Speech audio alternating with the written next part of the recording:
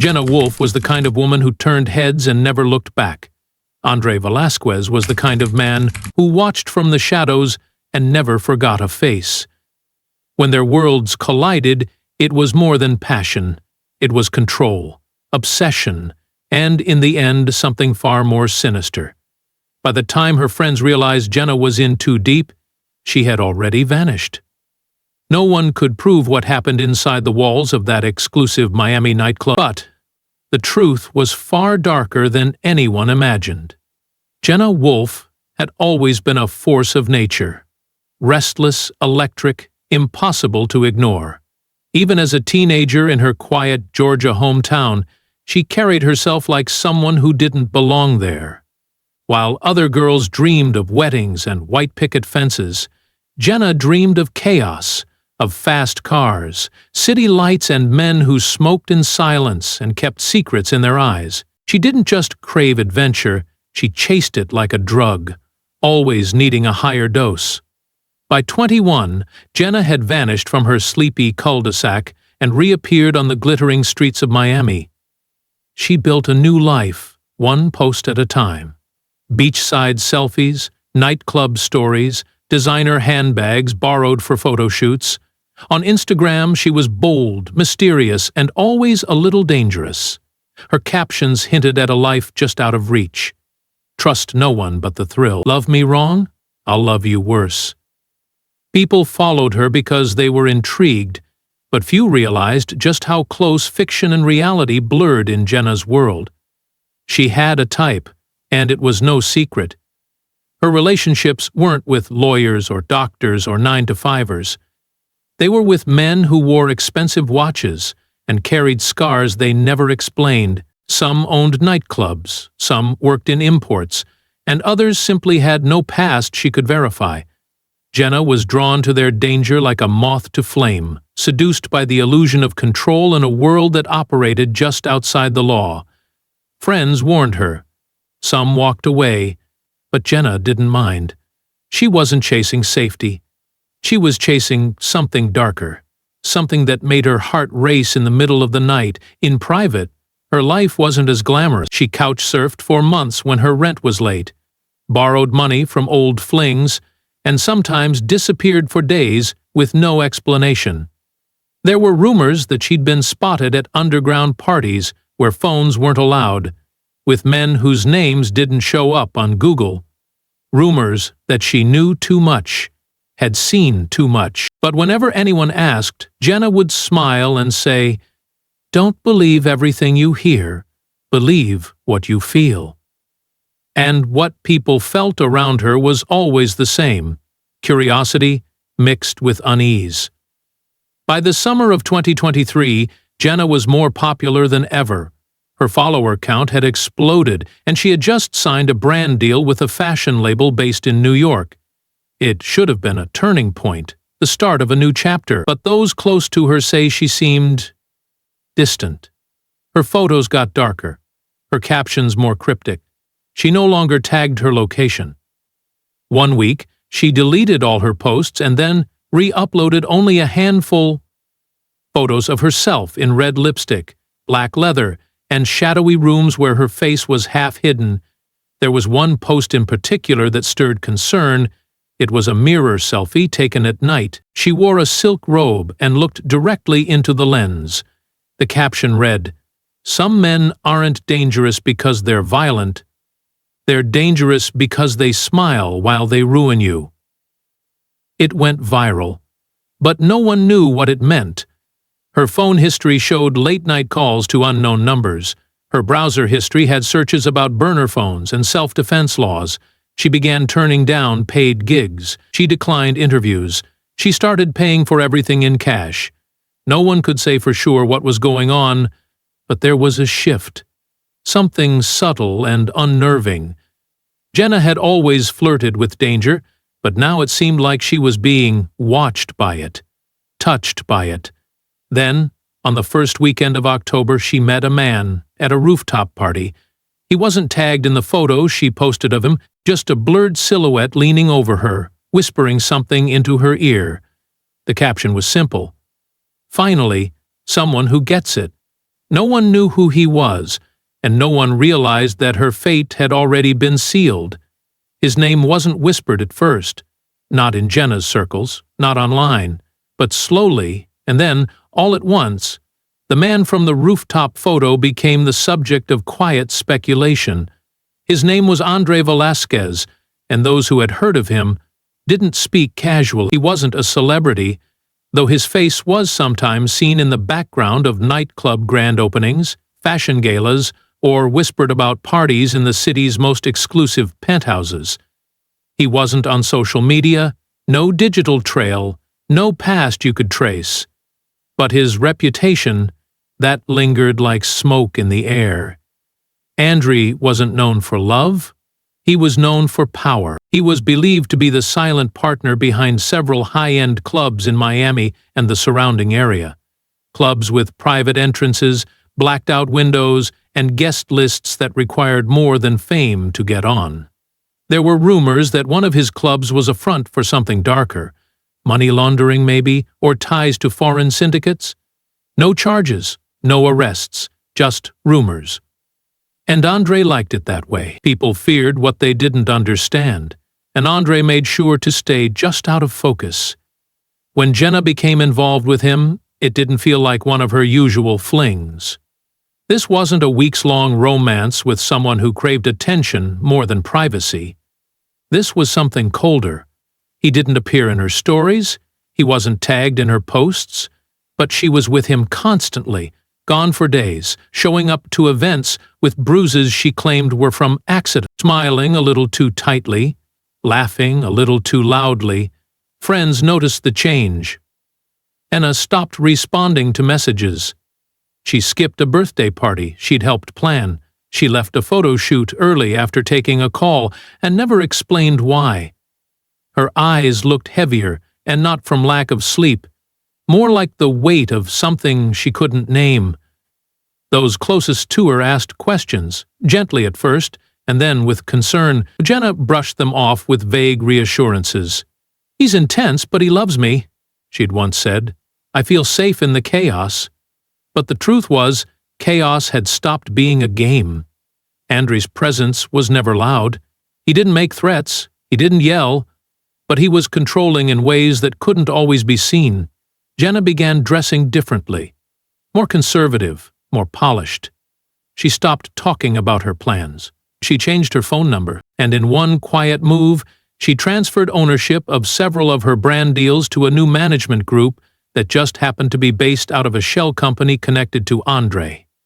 The red flags were there, but by then, Jenna was too deep in a cursory of the office's side aisles to work up resentment, and she got used to it.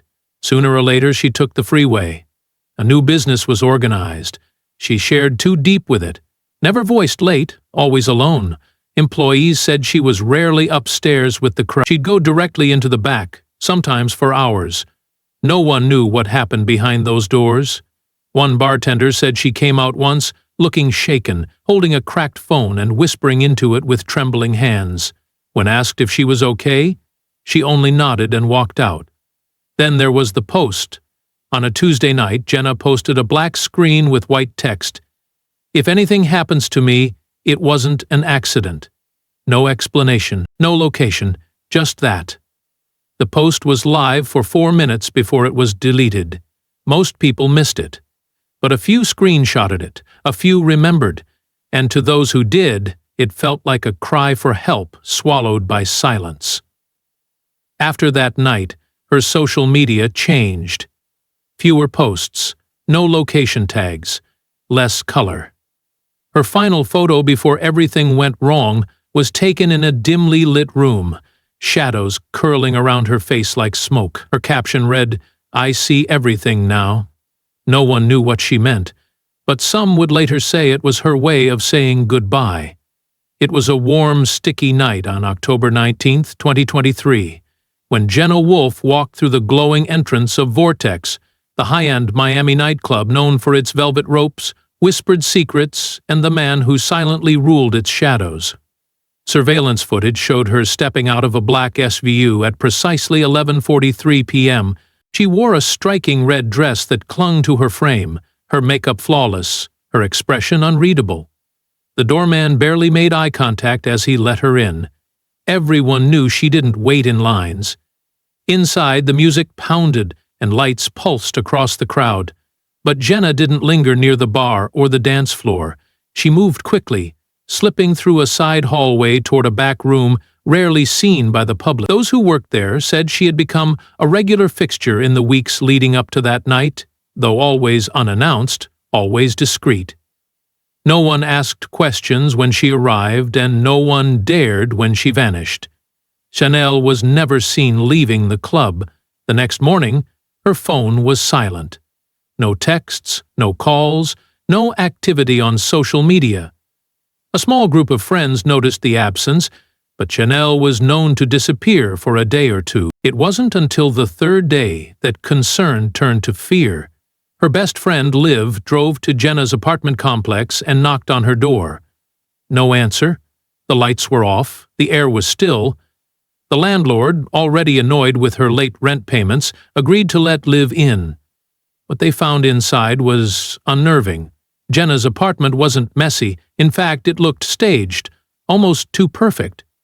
Her bed was made, her vanity spotless. A half-empty glass of wine sat on the coffee table, next to an open journal with pages torn out. Her passport lay on the kitchen counter, alongside a small stack of cash. There was no note, no signs of struggle, but something felt wrong. It was the smell, a faint chemical sharpness, like bleach. Not overpowering, but noticeable enough to make Liv step back. Liv called the police that afternoon. A missing person report was filed, but it didn't immediately gain traction. Jenna was an adult. She had a history of vanishing briefly, especially when tangled up in toxic relationships. There was no blood, no body, no clear sign of foul play. Then her phone pinged. Investigators tracked her last cell tower signal to a remote area on the outskirts of the Everglades, miles away from Vortex. It was an odd location with no businesses, no residential buildings, no reason for her to be there. Officers searched the area but found nothing. No car, no clothing, just muddy tire tracks leading toward a dense patch of forest and ending abruptly. When police returned to Vortex to request surveillance footage, they were given edited clips. The footage from 1:00 a.m. to 4:00 a.m. was missing. Staff claimed there had been a technical error, but investigators were skeptical. A closer review of earlier footage showed something odd. Jenna entering a service hallway that led to a lower level of the club, a hallway not marked on the blueprints provided by the city. A warrant was requested. By the time police arrived to search the club thoroughly, it had been scrubbed. Rooms that should have shown signs of activity were sterile and empty. A basement room, unregistered, windowless, and heavily insulated, had been painted over with fresh white latex. No fingerprints, no DNA. But something lingered, a faint scent of ammonia and a narrow vent covered with dust, and a single long blonde hair caught in the edge. It was sent for testing. At this point, the media began picking up the story. Instagram star missing after mysterious night at elite Miami club. People who had once followed Jenna for fashion advice and vacation photos were now dissecting her life for clues. Online forums lit up with theories. Had she run away? Was she hiding? Was this all a stunt? But no one could answer one chilling question. How could someone like Jenna Wolfe, so visible, so connected, so known, disappear without a trace, in the middle of a crowd, surrounded by people, and leave behind nothing but silence? Weeks passed with no sign of Jenna Wolfe. Her case, once dismissed as another influencer going off the grid, was now treated with grim seriousness. Forensics had confirmed that the strand of hair found in the vent beneath Vortex's basement belonged to her. It was the first real piece of evidence that Jenna hadn't just vanished. She had been hidden. The question was no longer where she had gone, but what had been done to her. Despite the mounting suspicion around Andre Velasquez, the man who had quickly become the ghost at the center of it all, no official charges could be filed. He had disappeared the day after police issued the search warrant. His apartment, An ultra-secure penthouse with floor-to-ceiling glass and biometric locks was found abandoned. The closets were empty, the fridge wiped clean. Not even a fingerprint remained. It was as though he had never lived there. But someone was watching, someone who knew more than they let on. It started with an anonymous email sent to a detective working the case. The message was brief. "She was in the basement. I saw what happened. I'll talk, but not in person." Attached was a single blurry photograph, time-stamped the night Jenna vanished. It showed her in the hallway near the basement door of Vortex, just minutes before the club's security footage had cut out. She was alone, looking over her shoulder. The email led police to a woman who had worked at Vortex under a fake name. She had recently fled the city and was staying in a motel under an assumed identity. She claimed she feared for her life, but Jenna's disappearance had haunted her. She could no longer stay silent. According to her, the basement of Vortex wasn't just a storage space. It was a private room, known to only a few, where deals were made that couldn't be seen or recorded. She had once been forced to deliver a tray of drinks there and had seen things she couldn't forget. Suitcases of cash, guns, laid out like trophies, men speaking in languages she didn't understand. But what stood out most was the night Jenna disappeared. She said Jenna arrived in a rush, clearly upset. Andre was already downstairs, waiting. The door was closed behind her. What happened inside she didn't see, but about 40 minutes later, 2 of Andre's bodyguards emerged, sweating, tense, avoiding eye contact. One carried a rolled carpet. The other carried a black duffel bag that appeared heavy and rigid. Jenna never came out. This testimony changed everything. The club's public image collapsed overnight. Investigators returned to Vortex, this time with more aggressive tactics. They tore up floorboards, drilled into walls, and brought in cadaver dogs. The dogs reacted strongly in 2 areas: the basement room and the alley behind the club, near a locked loading dock. More witnesses began to come forward anonymously. Patrons who had noticed Jenna's demeanor change in the final weeks. A bartender who said she'd once seen Andre grab Jenna's wrist hard enough to bruise her. A valet who claimed he saw Andre placing large bags in the trunk of a car the morning after her disappearance. But none of these were enough for an arrest. The surveillance gaps, the erased digital trail, and Andre's sudden flight made it clear. Someone with money and power had helped him vanish. Then came a silent moment of terror. The detective who had received the initial anonymous tip found a note taped to his car window one morning. It was a blank sheet of paper with a single typed sentence in the center: "Some things are meant to stay buried." It wasn't just a threat. It was a message. Whoever had taken Jenna, whoever had helped cover it up, was still watching, still listening, still in control. And somewhere, Jenna's voice had been silenced. But her story wasn't finished. Not yet. Months had passed since Jenna Wolfe vanished, and the trail had gone cold. Public interest waned, the hashtags dried up, news stations moved on. But behind closed doors, the investigation continued. Quietly, methodically. Something about the case wouldn't let the lead detective go. It was more than a missing person report. It was the feeling that Jenna had tried to speak before she was silenced. That she'd left behind something. Anything. That could unravel the polished lies and expose the darkness beneath the glitter. That break came in the most unexpected form. A corrupted audio file pulled from Jenna's old laptop, which had been dismissed early in the investigation due to water damage. A digital forensic analyst, working after hours out of curiosity, recovered a short voice memo. It was distorted and low quality, but it was her voice, and her fear was unmistakable. "If you're hearing this, something went wrong. I thought I could handle it, but he's not who he says he is. If anything happens to me, tell them to check the white box under the sink at my place. Everything's there." The recording lasted only 17 seconds. but it was enough police immediately returned to Jenna's apartment.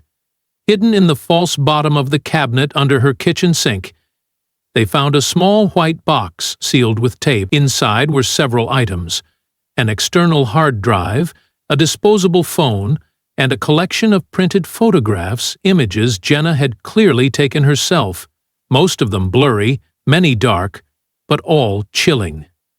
One showed Andre in a closed-door meeting with a man wanted by Interpol. Another appeared to show a handoff of cash and unmarked packages in the club's basement. A third was a shot of a floor plan, Vortex's schematics, with a hidden exit route marked in red. The hard drive contained audio recordings of private conversations, Andre speaking in code about cleaning up problems, and one disturbing clip of him saying, "She thinks she's smart. She's not walking away from this." Jenna had known she was in danger, and she'd tried to prepare for it. The evidence was enough for the FBI to reopen the case as a federal investigation. The case exploded back into the spotlight, and so did the manhunt for Andre Velasquez. It didn't take long before he was located, not in South America, as many believed, but in Zurich, Switzerland, under a false identity. Swiss authorities detained him at a private airport moments before he was set to board a flight to Dubai. He was extradited to the U.S. within weeks. But even with Andre behind bars, the answers were incomplete. Under questioning, he denied involvement in Jenna's disappearance. His lawyers claimed the evidence was circumstantial. The photos? Fake. The audio? Manipulated. The motive? Non-existent. And most damning of all, there was still no body, no physical proof that Jenna was dead. That changed 6 days before the trial. A maintenance crew clearing overgrown brush near a storm drain just miles outside Miami uncovered what appeared to be part of a rolled carpet. Inside were bones wrapped in silk fabric. Forensic tests confirmed the remains belonged to Jenna Wolfe. Her cause of death was blunt force trauma to the head, and her time of death placed her within hours of her last sighting at Vortex. The final chapter had been written in silence. Antry was convicted of second-degree murder and tampering with evidence. Others connected to him, bodyguards, club managers, silent investors, were arrested in a sweeping sting that dismantled an entire criminal operation hiding in plain sight. Vortex was permanently shut down. Kenna's family held a memorial a year after her disappearance. They released butterflies into the sky and played one of her favorite songs. Her mother, in a brief statement, said, "She liked to dance with fire, but she didn't deserve to burn." The world finally learned the truth. Tenna Wolfe didn't just vanish. She was buried by a man who smiled while he destroyed her. And the image of beauty, danger, and seduction that had once drawn people to her online became the same image etched into a cautionary tale that would haunt everyone who saw it.